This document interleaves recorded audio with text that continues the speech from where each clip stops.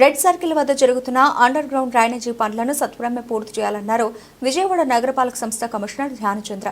బుధవారం ఉదయం తన పర్యటనలో భాగంగా red circle, Madhuranagar, Gunadala centre, Gunadala railway station, you Rajarajeswaripeta, కొత్త వంతెన ప్రాంతాలన్నీ పర్యటించి క్షేత్రస్థాయిలో పరిశీలించారు.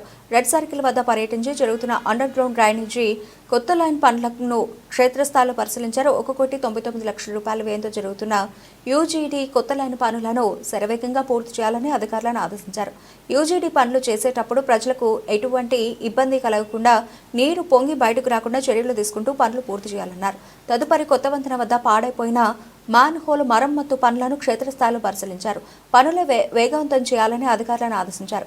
నగరంలో మ్యాన్ హోల్ ఎక్కడున్నా రోడ్ లెవెల్కి సమానంగా ఉండేటట్టు చర్యలు తీసుకోవాలని అన్నారు. తదుపరి రైల్వే వివిధ శాఖల సమన్వయంతో రానున్న 4 రైల్వే ఓవర్ బ్రిడ్జ్ ప్రాంతాలైన Madhuranagar, Gunadala centre, Gunadala railway station, కొత్త రాజరాజేశ్వరిపేట ప్రాంతాలని పర్యటించి క్షేత్రస్థాయిలో పరిశీలించారు. ఈ సందర్భంగా కమిషనర్ మాట్లాడుతూ రైల్వే ఓవర్ బ్రిడ్జ్ నిర్మాణానికి వీఎంసీ తరఫున తీసుకోవాల్సిన చర్యల్లో అధికారులు ప్రణాళికను సిద్ధం చేయాలని అధికారులను ఆదేశించారు.